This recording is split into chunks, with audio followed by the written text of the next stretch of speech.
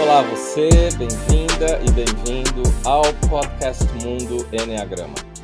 Este é o nosso episódio de número 11, publicado em 23 de março de 2023. Eu sou Urânio Paes, sócio fundador da Chestnut Paes Enneagram Academy, a CP Enneagram, nossa academia de Enneagrama. E o nosso tema de hoje é Ideias Santas. As ideias santas descritas pelo sistema do Enneagrama. No episódio passado, nós falamos sobre as virtudes, o episódio de número 10. E nele, nós já explicamos um pouco como funcionam essas dimensões da essência, os nossos centros superiores, que existem em potencial para nós quando fazemos um bom trabalho de autodesenvolvimento e alcançamos a possibilidade de termos experiências espirituais. No nível das virtudes, a experiência espiritual, quando abrimos o coração espiritual, é de contato com a alma e de uma expansão para além do corpo físico, e a virtude acontece por meio do coração espiritual. Já as ideias santas acontecem quando abrimos o centro mental superior, que vamos dizer que fica um pouco mais ao redor da cabeça, se pudermos associar isso a algum local do corpo físico. Não acontece no corpo físico, acontece no segundo corpo sutil. As virtudes e o centro emocional superior acontecem naquele que é o primeiro corpo sutil, o segundo dos corpos, depois do físico, e já as ideias santas acontecem no segundo corpo sutil.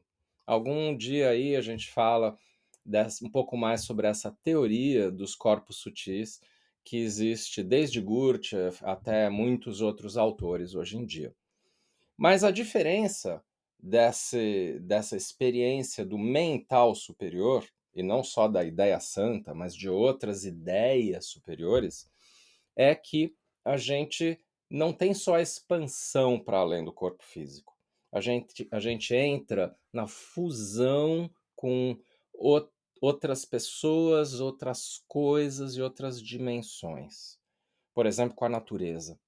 E isso se chama união mística, quando principalmente essa fusão se dá com algum grande mestre espiritual verdadeiro. Porque nessas etapas mais avançadas de autodesenvolvimento no nível espiritual, nós temos o convite de nos fundirmos com um mestre espiritual que vai acelerar muito o nosso caminho de desenvolvimento. No mental superior, apesar de existirem ideias diversas que a gente entra em contato, existe a ideia santa, que é algo mais central para o nosso perfil, nosso tipo. E aí funciona mais ou menos do mesmo jeito que aquilo que eu expliquei nas virtudes. As virtudes são várias, a gente acaba acessando todas elas, assim como todas as ideias superiores. Mas tem aquelas ideias superiores do nosso perfil do Enneagrama que são as quais eu desenvolvi uma sensibilidade maior e que ficaram mais instáveis, porque foram as últimas das quais eu me desconectei. Então, eu preciso reconectar todas as ideias santas por meio dessas ideias iniciais.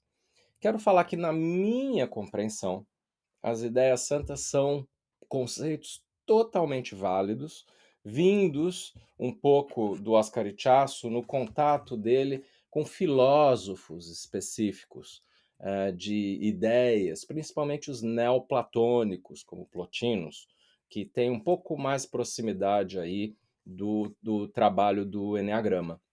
Mas, para além das ideias santas, em níveis ainda mais superiores de consciência, a gente poderia, por exemplo, falar daquilo que os sufis descrevem como a dimensão dos nomes de Deus e mais ainda dos atributos de Deus. O sufismo fala em 99 nomes de Deus.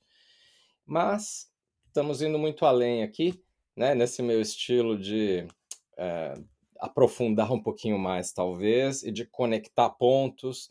Então, deixa eu voltar aqui para essa dimensão das ideias santas. As ideias santas são 16, não 9, porque alguns tipos do eneagrama têm mais de uma. Tem alguns tipos que têm duas, e tem dois tipos em particular que têm três ideias santas associadas a ele. E vários outros têm uma ideia santa apenas. Não existe melhor ou pior, e essas ideias são muito complementares, principalmente dentro do mesmo tipo. São ideias que procuram explicar algo que é quase a mesma coisa por ângulos de visão diferentes. Mas, na verdade, as 16, ou seja, as ideias santas de todos os 9 tipos, elas são visões de um mesmo todo. São ângulos de visões. Ou, como diz o grande autor do Eneagrama, que escreve com o pseudônimo de Almas, mas que o nome dele é Hamid Ali, elas são facetas da essência. E a Sandra Maitre, que ensina o Enneagrama junto com o Hamid Ali na escola deles, ela também escreveu um livro que, pelo menos, estava disponível no português quando a editora Pensamento não deixou de publicar as novas edições. Alô, editora Pensamento, vamos publicar novas edições dos livros de Enneagrama. Então, que é um livro da Sandra Maitre chamado A Dimensão Espiritual do Eneagrama, que fala das ideias santas, desse centro mental superior. Na verdade, a Sandra Maitre tem um ótimo, excelente livro que não foi traduzido para o português, até onde eu sei, que fala das paixões e das virtudes também. Mas as ideias santas, que são 16, elas são abertas na hora em que a gente entra nesse nível muito avançado de desenvolvimento. E elas são contatos que a gente tem com leis universais, sobre como realmente funciona essa realidade maior, essa realidade sutil e o mundo espiritual. Como ele é estruturado, como as coisas verdadeiramente acontecem nesse que é nessa que é uma dimensão, ao mesmo tempo mais invisível e mais real. A gente tem um problema que a gente confunde aquilo que é concreto com o que é real. E a gente acha que esta dimensão onde vivemos aqui no nosso planeta é uma dimensão mais real porque ela é mais concreta, o que é incorreto. Na verdade, muitos ensinamentos espirituais dizem que o que a gente vê e vive aqui é bastante ilusório e que o que é mais real é uma realidade além do que os nossos olhos físicos veem e o nosso corpo físico experimenta. Então, na verdade, a gente entra mais em contato com a realidade quando entra nesse nível de sutileza das ideias santas, mas além delas, de toda a experiência mental superior. E assim como as virtudes, essas ideias superiores, elas são canalizadas por nós. Não são ideias minhas, são ângulos de visões de algo que existe e de uma maneira muito superior a mim, independente de mim. Eu me conecto com essas ideias, não que sejam minhas. Portanto, a experiência das ideias santas não utiliza os processos mentais com os quais a gente está acostumado, por exemplo, de dedução, indução ou simples raciocínio que nós temos, né? Ou a criação de uma ideia que seja minha, ou uma reprodução de uma ideia que eu tenha ouvido em algum lugar. Não é por aí.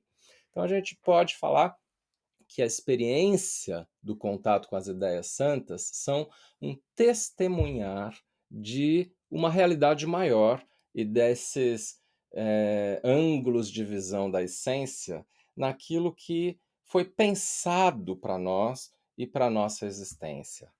Então, se as virtudes falam muito de emoções de nível superior, angelicais até, que vêm do coração de Deus ou do coração universal, as ideias santas falam da mente universal.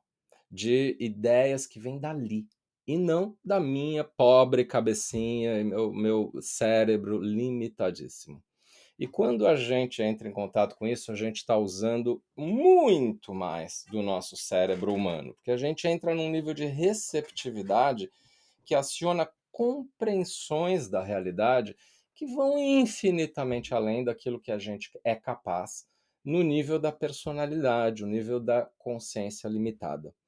Nesse nível superior das ideias santas, a gente se torna mais inteligente e descobre que ser mais inteligente é não tentar a gente mesmo desenvolver ideias e compreensões da vida.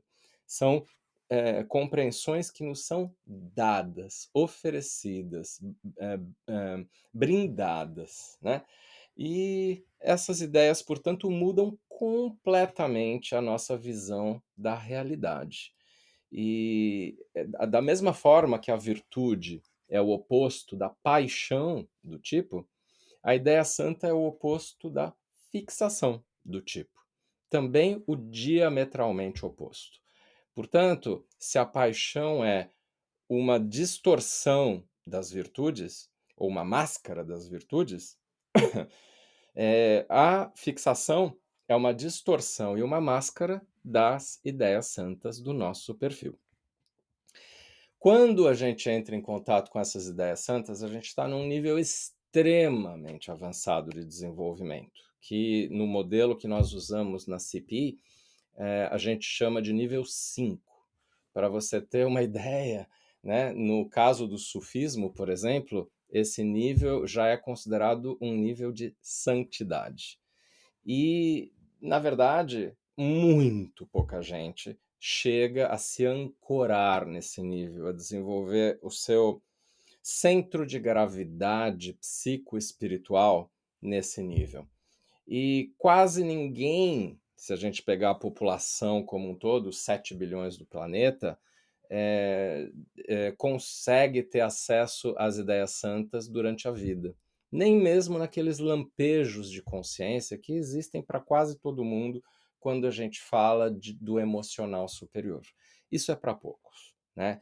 São pessoas que fazem realmente esse trabalho, que entram em contato com isso.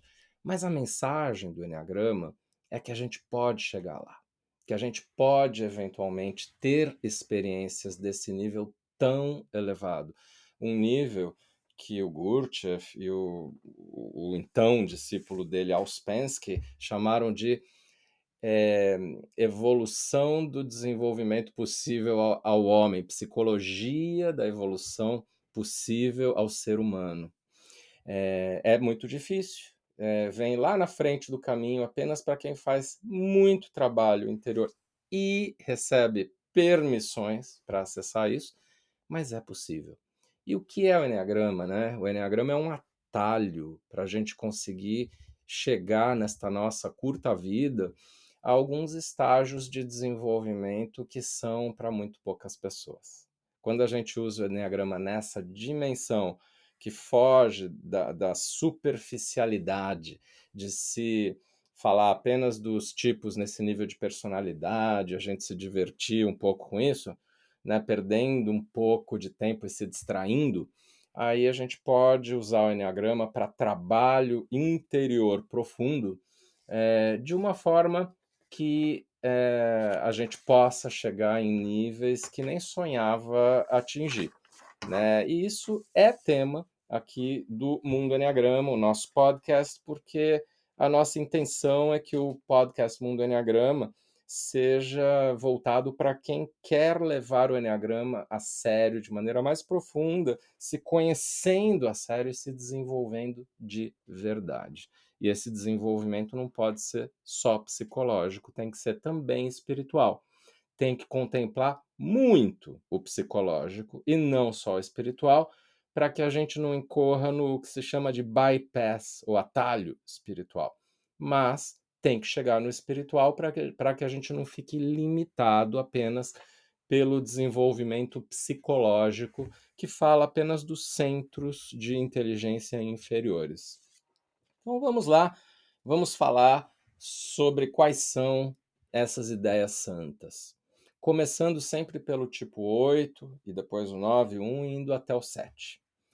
A ideia e aí deixa eu me concentrar um pouco mais aqui, mas mais do que me concentrar, procurar, honrar esse tema, entrando um pouquinho mais num estado de fluxo, do qual fica mais, adequado a gente falar sobre esses pontos que são, tão sofisticados. Então comecemos com o tipo 8, cuja ideia santa ou ideia superior é a ideia da santa verdade. Eu vou resumir apenas neste podcast a que se referem essas ideias santas, porque eu poderia falar muito a respeito delas e trabalhá-las como fazemos nos nossos retiros de autodesenvolvimento. Mas aqui no podcast a gente dá uma palhinha dessas coisas e esperamos que ajude a muita gente. Então, o tipo 8 tem a ideia santa, chamada santa verdade.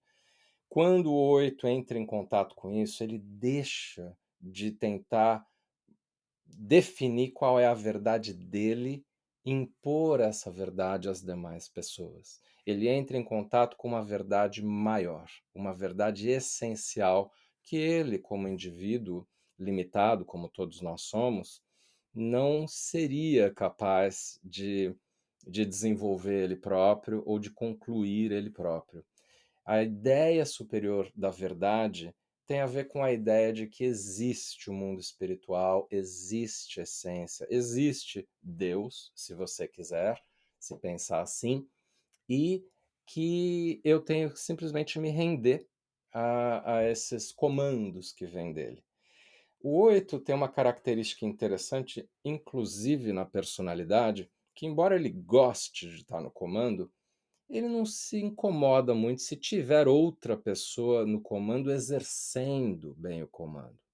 E isso tem a ver com uma saudade dessa ideia santa da verdade. Tudo que o 8 quer, lá no fundo, é que exista alguém no comando para ele não precisar ele estar e que essa pessoa tenha toda todo contato com a verdade universal. E nessa verdade, a gente simplesmente vê que tudo que existe, existe num estado de união, unidade, não tem separatividade entre nada, não só nós seres humanos, mas dentro de todo o universo, todo o cosmos, que tudo é um. E isso que é muito grande, esse um que é infinito, é o que podemos chamar de Deus, né? Talvez. E isso é uma das visões possíveis, e aqui eu respeito completamente outras visões de Deus que vêm de outros conceitos de diferentes religiões. Mas o todo, a unidade ou o absoluto tem muito a ver nas tradições espirituais com o conceito do Criador e do divino. E, por fim, quero dizer que a santa verdade tem a ver com não julgar, entender que as coisas são como são e ter uma total aceitação de tudo dentro da naturalidade das coisas e não de tentar mudar e transformar as realidades. Já a ideia superior do tipo 9, talvez a mais importante de todas, porque o tipo 9 é o único do centro lá do diagrama, do eneagrama, né, se a gente traçar uma reta vertical, e tudo que vem, todos os outros 8 tipos, a gente poderia dizer que são derivados do 9. A ideia santa atribuída ao ponto 9 é a que se chama santo amor. E o que é mais importante que o amor, né, na existência? Nada. O amor é o que originou a criação, é a força por detrás da criação, dentro desse ensinamento do eneagrama. O santo amor é o que moveu o Deus a ser o Criador, a se tornar o Criador e criar a criação, que é um grande mistério, sempre será. E muita gente, né, se pergunta: nossa, para que tudo isso, né, essa criação com tanto sofrimento? Bem, é por amor, segundo todos os grandes livros, religiosos da humanidade, né, que relatam o porquê da criação e como a criação foi feita, nesse conteúdo espiritual. De novo, o eneagrama tem essa dimensão espiritual, é legal que a gente não trabalhe com ele ignorando isso. O santo amor, na prática, quando o 9, a pessoa do tipo 9, volta a entrar em contato com ele, faz com que a gente veja a realidade com todo o brilho, toda a cor, numa paleta de cores infinita, muito maior do que a gente vê na realidade. E veja isso de maneira vibrante. Tudo ao meu redor é vibrante, inclusive eu, que sou também dotado de amor. E eu, portanto, sou digno de amor, eu sou o amor também em si, e eu amo toda essa criação. E isso é o oposto da fixação da indolência, que a gente já descreveu, que tem a ver com a perda do amor. As fixações são a perda dessas ideias santas correspondentes, né? Por fim, dizer que o amor não é um conceito fácil de se entender, porque não tem nada a ver com amor romântico ou amor idealizado, nem mesmo o amor da maior parte das relações de pais e filhos, porque são às vezes relações de um pouco mais de apego, baseadas um pouco no instinto materno e paterno. O amor é algo diferente. Esse amor, que é o amor, o único verdadeiro amor, é um amor que não é só bonzinho, que às vezes é um amor duro, um amor que faz a gente se esmigalhar por dentro. Existe um poema que é um dos que eu mais amo na minha vida, do Khalil Gibran, que se chama O Amor. Leia esse poema que você vai chegar um pouquinho mais perto do que é esse conceito do santo amor aí que estamos falando. Tipo 1 é a santa perfeição como ideia santa, ideia superior. E o que é a santa perfeição? É a compreensão mental superior de que tudo já está perfeito. As coisas estão perfeitas como elas são e estão hoje. Então, quem sou eu para tentar corrigir ou aprimorar as coisas, né? E aí, por detrás disso, essa santa perfeição tem a compreensão de que estamos numa determinada posição no universo em que existe imperfeição. Este mundo em que vivemos não é um mundo de perfeição. Ele é um mundo imperfeito. Só que ele é perfeitamente imperfeito, porque é a dimensão para a qual nós tivemos que vir para eventualmente retornar, levando ao divino a mensagem de como ele é longe da essência. E também o regresso para casa é a própria jornada do herói, que é uma jornada sagrada, né? Então, o conceito de que tudo está perfeito não é só na dimensão espiritual, não. É inclusive na dimensão tão limitada de ser que nós acabamos caindo aqui na Terra. E todos acabamos caindo e precisamos cair. Isso é arquetípico, faz parte da nossa trajetória de alma. Se não cairmos nesta dimensão inferior, a gente não terá completado a formação do nosso ego e da nossa personalidade como precisamos para sobreviver aqui nessa selva em que vivemos. Então, a gente primeiro precisa construir um ego sólido para depois desconstruí-lo com trabalho interior, baseado ou não no enneagrama. E essa ideia da perfeição compreende que está tudo bem, que não tem que mudar nada e que faz parte a gente cair nesse território de imperfeição. Todos nós somos imperfeitos e que não é preciso julgar, não é preciso se autocriticar. Em contato com a ideia da perfeição divina, o tipo 1 para de ser crítico dos outros, das realidades, e principalmente acaba a voz daquele crítico interior, que é muito rígido com ele próprio. E poderia falar muito mais, como eu disse, mas vamos adiante. A ideia superior do tipo 2 do eneagrama, na verdade, são duas: a santa vontade e a santa liberdade. O que mais ou menos querem dizer essas ideias? Elas querem dizer que tudo que acontece na vida vem de uma vontade maior, uma vontade de Deus.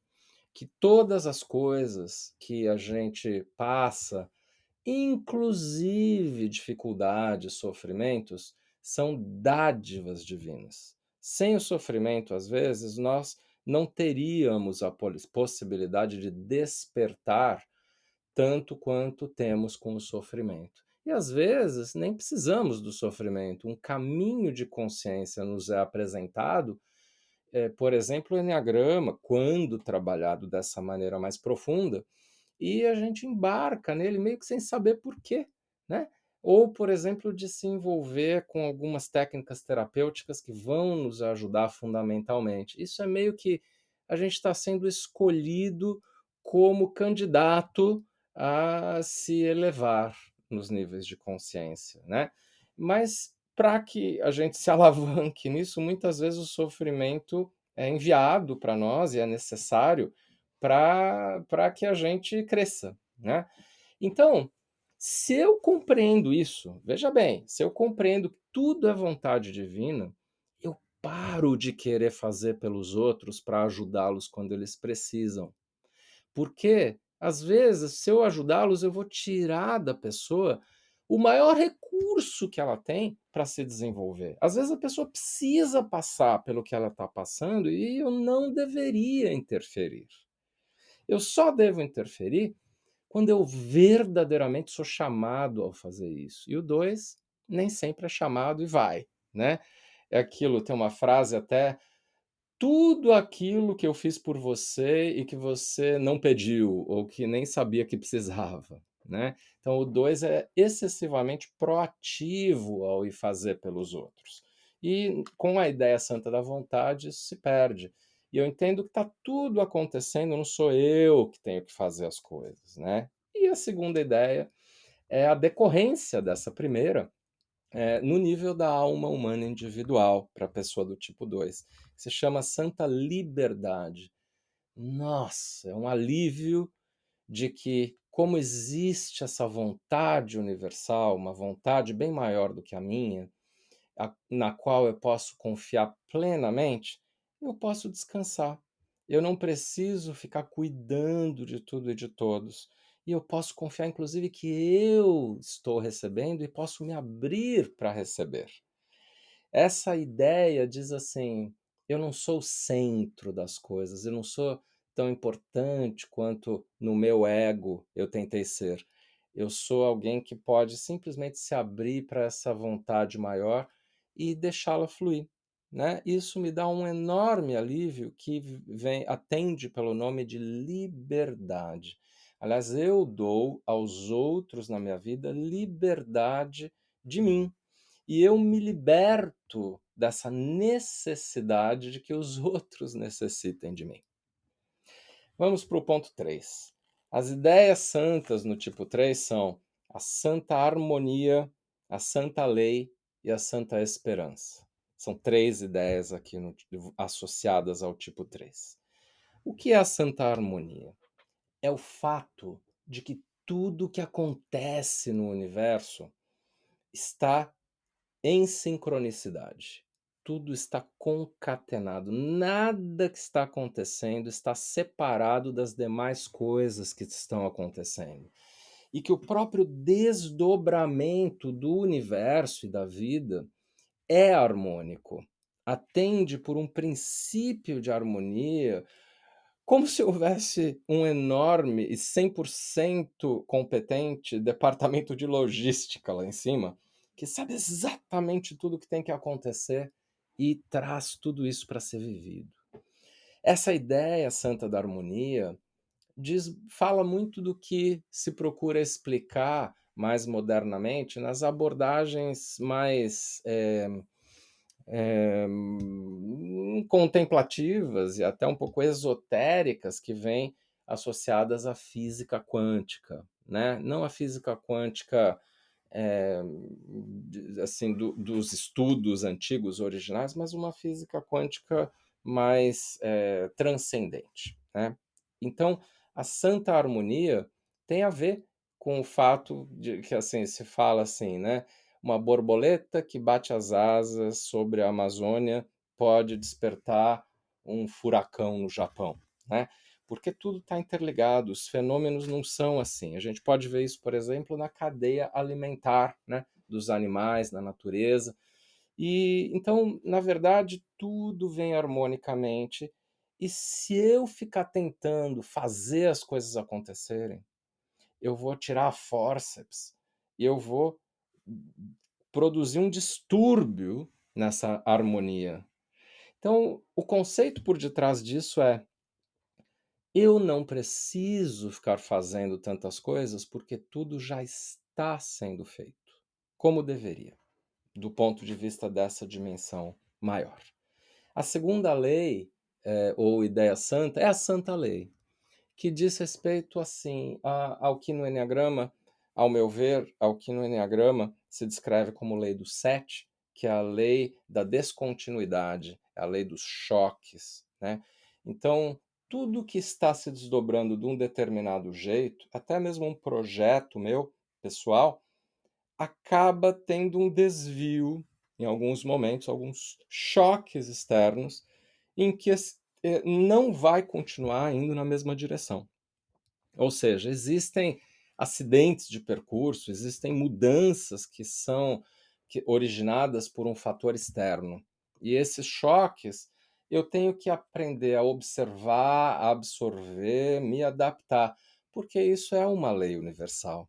Sempre as coisas mudam de figura e isso faz parte da própria harmonia. É como se a gente pensasse, se pensássemos em música, numa harmonia levemente desarmônica, como, por exemplo, alguns dos melhores músicos de jazz fazem, né? Mas aqui eu não quero vulgarizar algo que vai muito além da música normal. Só quero tentar dar algum tipo de ideia assim mais fácil possível para que a gente possa entender o que são essas ideias santas, né? A Santa Lei tem um pouco a ver com isso. E por fim, a ideia santa final aqui do ponto 3, que é a mais conhecida de todas, é a Santa Esperança. Porque a Santa Esperança é uma decorrência da Santa Harmonia e da Santa Lei. A Santa Esperança diz assim: já que está tudo acontecendo e eu não preciso fazer nada, para mim um cafezinho basta. E eu posso sentar lá na plateia, num cantinho, não preciso estar lá no palco sendo o ator principal. Não preciso nem de palco, nem de pôr a mão nas coisas para fazê-las acontecer, que é, na verdade, o conceito da vaidade no enneagrama. Eu me achar mais central do que eu sou. A vaidade que é a fixação, né, do tipo 3. Então a esperança é: as coisas vão acontecer. Eu posso relaxar. Eu posso inclusive diminuir meu ritmo. Posso inclusive parar de fazer para contemplar a maravilha que é a própria criação em andamento. Porque aqui, assim como no tipo 2, as ideias santas se referem a esse desdobrar do universo. O 4 tem a ideia santa da santa origem. Que quer dizer o quê? O 4, quando chega lá, gente, ele vê que ele está e sempre esteve conectado com a fonte, com o Criador. Ele é uma criatura digna de todo o amor e nunca foi abandonado. Aí a maior parte dos problemas do 4, sobretudo a impressão permanente de que tem algo faltando, evapora, vai embora, porque ele vê que isso é o que ele sempre buscava, né? Aí ele relaxa, aí a mente dele se acalma, deixa de estar inquieta com a busca incessante de algo que ele nem sabe o que é. A origem também não está só presente para quem é do tipo 4, está presente igualmente para tudo e todos, todas as criaturas, não só eu. E embora sejamos fragmentos diferentes, se quiser, da explosão do Big Bang, somos todos iguais, um pouco como a gente relatou na virtude da equanimidade, que é também associada ao ponto 4. Então, nessa conexão com a origem, o 4 se sente amparado, se sente visto, não abandonado, e ele vê que ele tem tudo o que ele precisa, não precisa olhar para o que está ausente. Tipo 5 tem duas ideias santas associadas a ele. Uma é chamada santa transparência e a outra, decorrente da transparência, a santa onisciência. Santa transparência é a capacidade de ver essa realidade maior transparentemente, ver como as coisas de fato funcionam, todos os sistemas interligados, inclusive nessa realidade sutil. Mas se for para dar um exemplo um pouco mais fácil de entender, é como se o tipo 5 olhasse assim, imagina que ele tivesse um olhar de raio-x de um corpo humano por dentro. Ele veria todos os sistemas funcionando, sistema respiratório, sistema digestório, sistema reprodutivo, o circulatório, enfim, ele veria como cada sistema funciona e a interconexão entre esses sistemas, e veria isso de uma maneira transparente, ele compreenderia tudo isso. Ele veria transparentemente que tudo está interconectado, que não existe nada em separado, né? Mais ou menos como o 8 que vê tudo em unidade, o 5 nesse ponto de dimensão muito elevada de ser, ele acaba vendo as coisas em unicidade. Tudo é um, mas interligado, né? Cada coisa é diferente da outra, cada parte é diferente da outra, e também não é diferente da outra, porque cada parte contém o todo e todo está interligado. São conceitos muito difíceis para a nossa pequena mente humana absorver. Nem tentem, tá? Fazer com que o cérebro humano absorva. Tente apenas ouvir isso e, quem sabe, ouvir de novo em algum outro tempo esse podcast para se deixar absorver. Isso não sou eu que estou falando. Isso é a própria teoria do enneagrama, que infelizmente nem todos conhecem, inclusive os professores, né, não conhecem tanto assim essa dimensão. Mas é por aí que a gente tem que ver essa realidade maior. E a segunda ideia santa, que é a onisciência, decorrente da santa transparência, é o fato de que, finalmente, como decorrência desse olhar transparente, a pessoa do tipo 5 chega naquilo que ela mais quis durante toda a vida dela, que é um total conhecimento de todas as coisas. É um pouco também a própria capacidade de compreender, mas não assim pela leitura de livros, pela observação, pela informação ou pelo estudo, mas por esse olhar de raio-x que vê a realidade. E aí, sabe quando se fala que a gente pode ter downloads de compreensão de algo superior a nós, sem que a gente raciocine? Essa é a experiência que quem é do tipo 5 nessa dimensão mais avançada tem. E aí o 5 para de guardar a informação no HD dele, no hard disk, ou seja, na cabeça, no cérebro, de acumular informação. Ao contrário, ele esvazia a mente e consegue ir lá em cima num banco de dados universal, vamos dizer que é o iCloud da existência, e vai, pega a informação necessária, usa e aí esquece da informação, nem lembra. Ou seja, uma canalização dessa somatória de conhecimento que já foi desenvolvida em todos os tempos pela humanidade e, além dela, coisas que são informadas por uma dimensão mais divina. E isso é a onisciência. É o total saber que não é meu, né? E que eu não me apego a ele. E a onisciência, por fim, também tem a ver com o total autodesenvolvimento. Ou, por exemplo, o que Buda chamou de iluminação plena, né? Iluminação completa. Buda, aliás, que eu acho que enquanto Siddhartha Gautama era um tipo 5 do Enneagrama, possivelmente. Mudando aqui, indo para o ponto 6, as 2 ideias santas se chamam santa força e santa fé. O que é isso? Santa força é quando a pessoa do tipo 6 testemunha que toda a criação foi dotada de força divina, uma força essencial, uma força que faz com que a nossa alma e o nosso espírito sejam inquebráveis, inatingíveis, eles não sofrem nem mesmo um arranhão, mesmo nas situações mais difíceis pelas quais um ser humano pode passar. O que se danifica ali é o nosso corpo, que é transitório, né? Ele foi apenas emprestado para nós.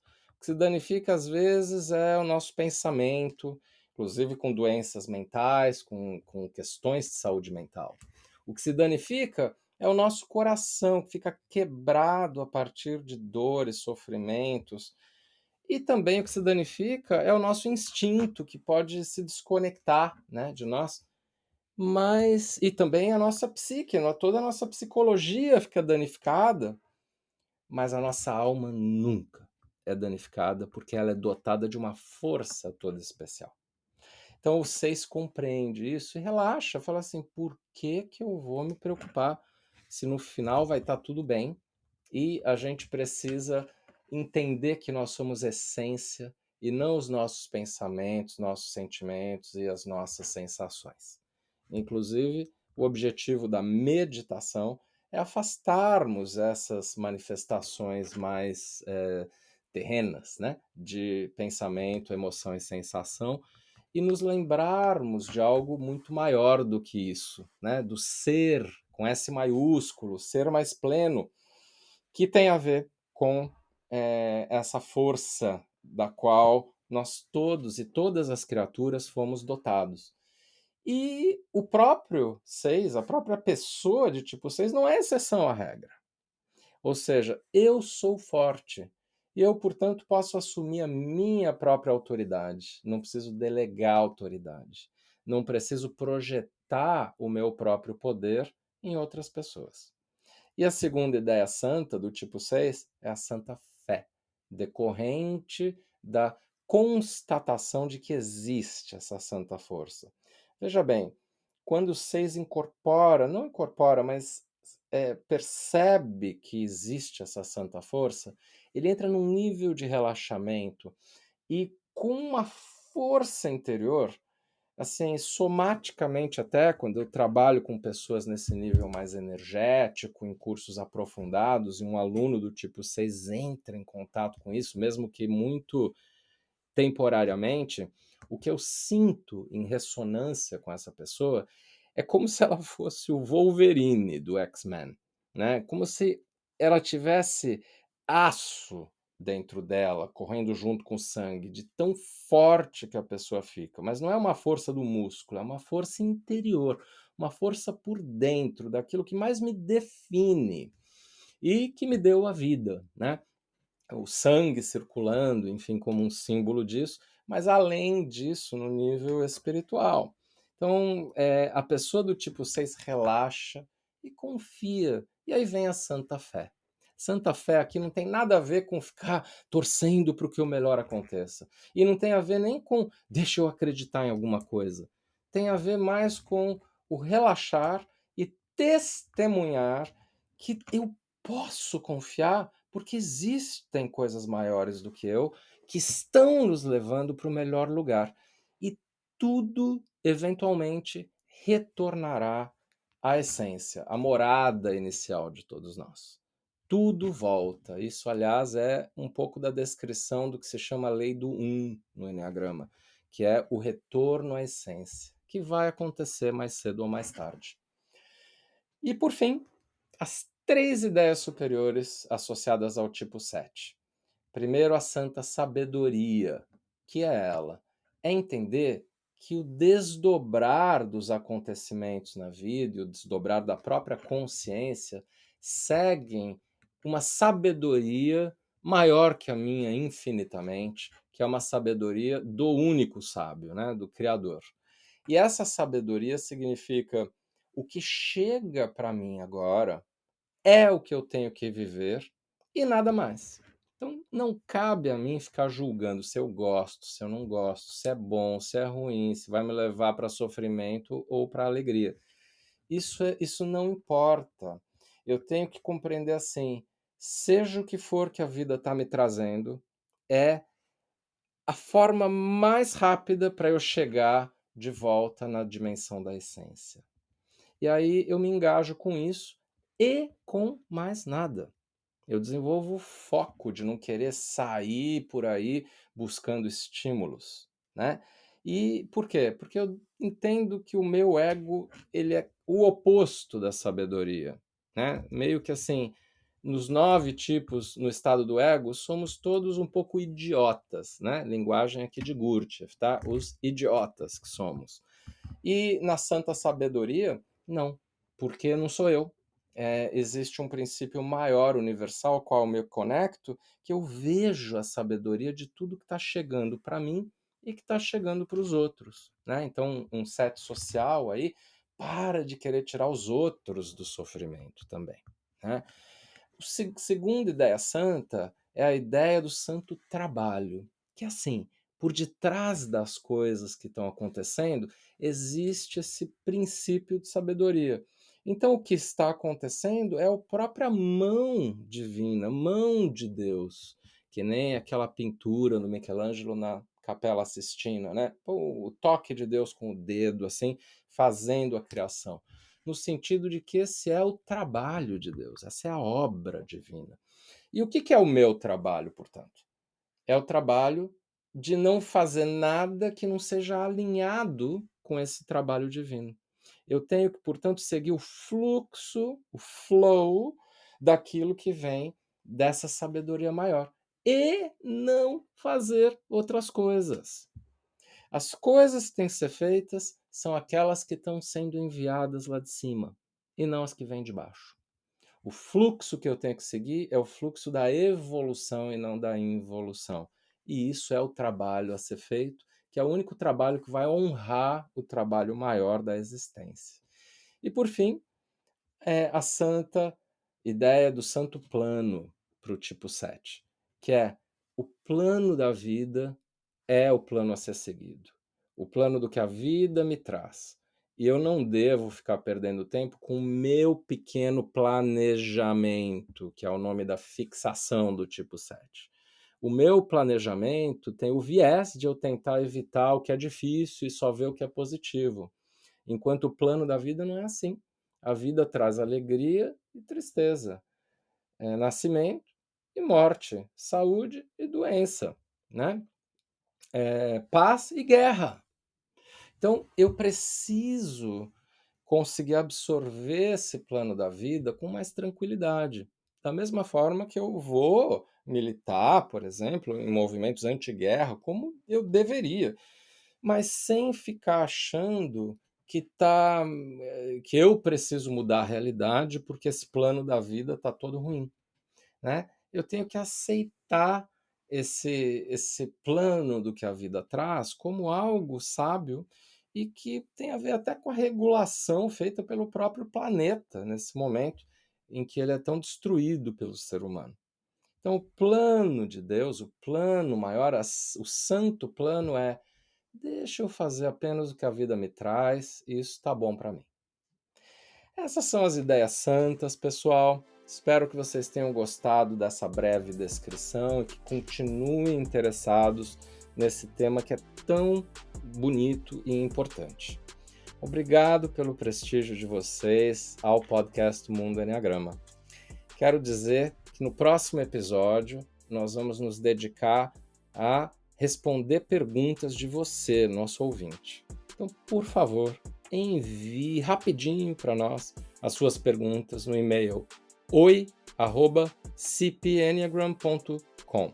CP Chestnut Pies Enneagram como Enneagrama, mas com 2 N's e sem o A no final, .com, sem o BR. Também quero dizer que eu sou muito agradecido por vocês terem nos seguido aqui nesse primeiro trimestre de existência do nosso podcast. E que no próximo trimestre depois do episódio que vem com as perguntas e respostas, nós vamos fazer entrevistas de pessoas que eu considero muito especiais, entrevistas dos 9 tipos em evolução. E mantenham-se ligados a isso nesse nosso podcast semanal, para quem quer se conhecer a sério e se desenvolver de verdade. Assine o Mundo Enneagrama na Apple Podcasts, siga-nos no Spotify ou na Amazon, adicione o Mundo Enneagrama como favorito no Deezer ou inscreva-se no Castbox e no Google Podcasts. E seremos agradecidos se você puder fazer uma avaliação nossa lá nessas plataformas.